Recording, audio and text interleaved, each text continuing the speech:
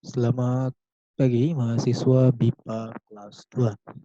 Kembali bersama saya Riki Nasrullah M. Hum di dalam perkuliahan kalimat sederhana. Pagi ini kita akan melanjutkan pembahasan kita pada pelajaran 12, yaitu kalimat berpola subjek, predikat, objek, keterangan.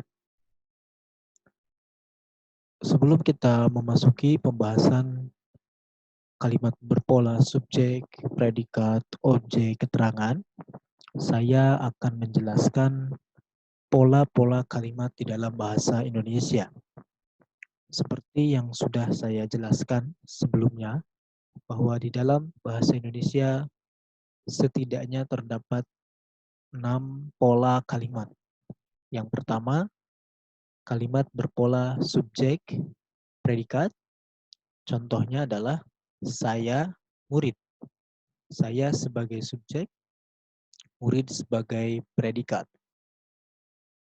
Pola yang kedua adalah subjek, predikat, objek. Contohnya, ayah membaca koran. Ayah sebagai subjek, membaca sebagai predikat, koran sebagai objek. Pola yang ketiga adalah subjek, predikat, pelengkap. Contohnya, saya bermain sepak bola. Saya sebagai subjek, bermain sebagai predikat, sepak bola sebagai pelengkap. Pola yang keempat adalah subjek, predikat, objek, pelengkap. Contohnya, saya menyangka dia orang Jepang. Saya sebagai subjek, menyangka sebagai predikat, dia sebagai objek, orang Jepang sebagai pelengkap.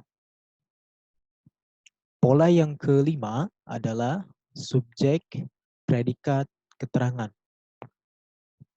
Contohnya, ibu pergi ke pasar. Ibu sebagai subjek, pergi sebagai predikat, ke pasar sebagai keterangan. Dan pola yang keenam atau pola yang terakhir adalah subjek, predikat, objek, keterangan. Contoh, ayah mengirimkan uang kepada ibu. Ayah sebagai subjek, mengirimkan sebagai predikat, uang sebagai objek, kepada ibu sebagai keterangan. Ini adalah 6 pola kalimat di dalam bahasa Indonesia. Selanjutnya, keterangan tambahan terkait dengan pola-pola kalimat di dalam bahasa Indonesia, bahwa pola kalimat subjek predikat apabila ditambahkan keterangan, maka keterangannya bersifat manasuka atau bersifat bebas. Apa itu manasuka? Manasuka itu adalah suatu sifat yang boleh ada, boleh juga tidak ada. Jadi pola kalimat subjek predikat bisa ditambahkan keterangan, bisa juga tidak. Begitu pula dengan pola kalimat subjek predikat objek, apabila ditambahkan keterangan, maka keterangan tersebut bersifat manasuka. Begitu pula dengan subjek predikat pelengkap, apabila ditambahkan keterangan, maka keterangannya bersifat manasuka. Termasuk juga pola kalimat subjek, predikat, objek, pelengkap. Apabila ditambahkan keterangan, maka keterangannya bersifat manasuka. Akan tetapi, pola subjek, predikat, keterangan, dan pola subjek, predikat, objek, keterangan, ini ada keterangan yang bersifat wajib. Namun, dua pola kalimat ini bisa ditambahkan keterangan yang bersifat manasuka.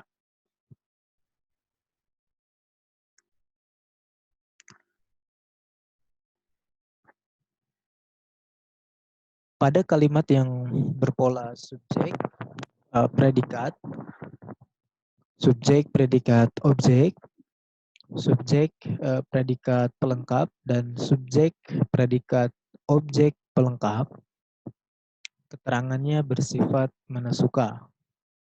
Artinya, keterangan tersebut dapat hadir dan dapat pula tidak. Akan tetapi, seperti halnya pada kalimat berpola subjek, predikat, keterangan, pada kalimat berpola subjek, predikat, objek, keterangan, kehadiran keterangan bersifat wajib. Perhatikan contoh berikut ini. Kalimat berpola subjek, predikat, objek, keterangan. Diana mengirimkan makalah kepada panitia lomba. Diana sebagai subjek, mengirimkan sebagai predikat, makalah sebagai objek, kepada panitia lomba sebagai keterangan. Anak itu melemparkan koran ke pintu. Anak itu sebagai subjek, melemparkan sebagai predikat, koran sebagai objek, ke pintu sebagai keterangan. Dua kalimat ini terdapat keterangan yang bersifat wajib, sehingga pola ini tidak bisa dikurangi salah satunya. Misalkan, Diana mengirimkan makalah. Ini merupakan kalimat yang tidak lengkap, sehingga kehadiran keterangan itu harus ada atau bersifat wajib. Begitu pula dengan kalimat yang kedua. Anak itu melemparkan koran. Ini kalimat yang tidak lengkap, sehingga kehadiran keterangan itu bersifat wajib, harus ditambahkan. Sekarang, coba Anda bandingkan dua kalimat berikut ini. Kalimat yang pertama, ayah mengirimkan uang kepada ibu. Kalimat yang kedua, ayah membaca koran di depan rumah. Perbedaan dari kedua kalimat tersebut ada pada pokok kehadiran keterangan. Kalimat yang pertama, keterangannya bersifat wajib. Sehingga apabila kalimat tersebut dihilangkan keterangannya, maka kalimat tersebut tidak lengkap. Ayah mengirimkan uang adalah kalimat yang tidak lengkap, sehingga keterangan harus ditambahkan yang bersifat wajib. Akan tetapi di kalimat yang kedua, kehadiran keterangan bersifat manasuka. Bisa ditambahkan, bisa juga tidak. Ayah membaca koran. Ini kalimat sudah lengkap, sehingga kehadiran keterangan bersifat manasuka. Dapat ditambahkan, dapat juga tidak ditambahkan. Ini adalah perbedaan dari kedua kalimat tersebut. Yuk kita latihan.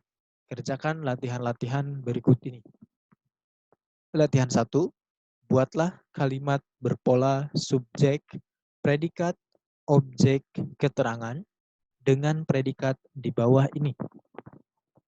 Latihan 2, tambahkan keterangan yang sifatnya manasuka, tidak wajib, pada kalimat-kalimat yang Anda buat pada latihan 1. Latihan 3, pindahkan keterangan pada latihan 2, baik yang wajib maupun yang manasuka, ke tempat-tempat yang secara tata bahasa memungkinkan. Terima kasih untuk perhatian Anda semua. Sampai jumpa di pertemuan berikutnya. Selamat pagi dan sampai jumpa.